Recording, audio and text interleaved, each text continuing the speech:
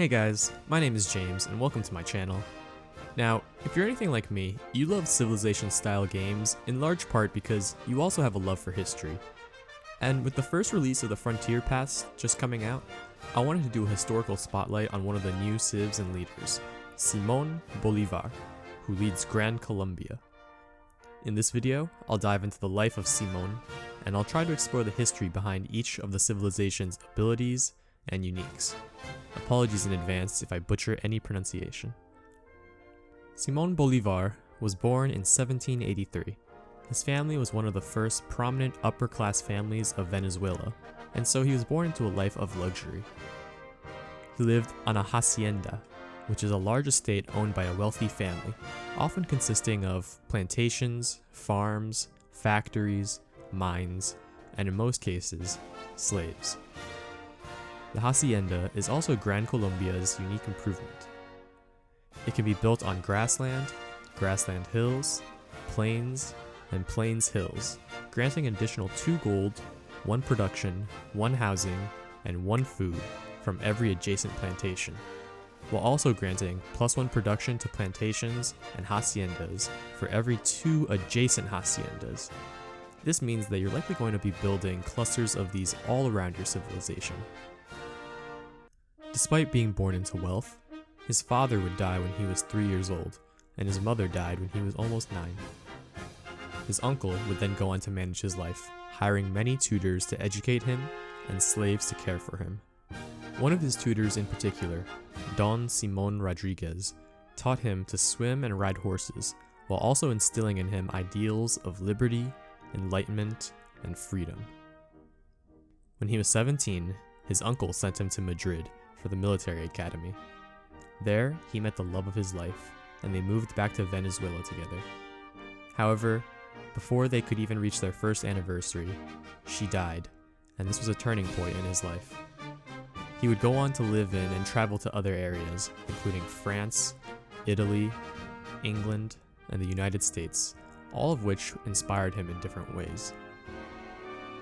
Then, when Napoleon took over Spain, the question of control in the colonies came about. The Venezuelans sent a delegation of 3, including Bolivar, to England to get recognition and aid. It was also there he met Francisco de Miranda, a fascinating man who also fought in the American and French revolutions. Simón convinced Francisco to return to Venezuela to spark revolution. Soon after returning from England, Venezuela declared independence. However, after a blunder by Bolivar, Miranda effectively had surrendered to the Spanish. Upon hearing about what he thought of as treason, Bolivar and others arrested Miranda and handed him over to the Spanish army. Bolivar then escaped, and the First Republic of Venezuela was defeated. He next managed to get to New Granada, modern-day Colombia, and was allowed to join the Revolutionary Army there. He managed to quickly raise a group of soldiers there with a lightning-fast campaign, and eventually he reached Venezuela again. And thus began, and oh god, I hope I pronounced this correctly, the Campana Admirable. Oh my god. The Admirable campaign, which Bolivar's leader bonus is named after. This grants a Commandant General every new era, a great person type unique to Gran Colombia. These generals have abilities which can often turn the tide of battle. Some of the generals I want to point out include Rafael Urdaneta, who gives all land combat units within 2 tiles the ability to move and attack again after moving. That just sounds insane. As well as Gregor MacGregor, a Scottish adventurer who would wear a kilt and was actually even a huge con man. These generals, of course, commanded the Ejercito Patriota, meaning Patriot Army, Gran Colombia's civ ability. These are the armies which fought for the revolutionary side during the wars against the Spanish monarchs. The ability gives all units +1 movement while also allowing a unit to promote without ending its turn. I think this ability was given due to Bolivar's lightning-quick and powerful campaigns, as well as the ability to raise forces from the areas he captured. He and his generals showed a remarkable ability to attack the Spanish in unsuspecting ways and to grow the army with each conquered city. This ability is honestly quite powerful. While it largely depends on the terrain, overall it just means that all your units are going to be able to traverse the map quicker, which leads to you being able to accomplish things earlier. In my opinion, this ability might seem small, but it really is incredibly powerful. Not only that, being able to promote without ending a turn is also huge, as it lets you promote to heal and then attack with your newly reinvigorated army. It was during this campaign he earned the title El Libertador.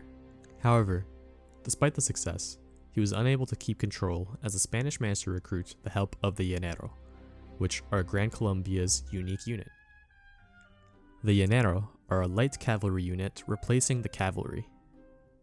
They have a lower gold cost while having additional strength for each adjacent Llanero. They also regain all HP when in range of a Comandante general that uses its retire ability. The Llanero refer to the cattlemen who live in the llano grasslands of eastern Colombia and western Venezuela. They had a culture of horsemanship and made a fierce group, one of which was named the Legion of Hell. They initially fought for the Spanish crown, but after the new government showed promise of a better society, they joined the revolutionaries and led many victories. After his initial defeat, he was exiled to Jamaica, and then he went to Haiti.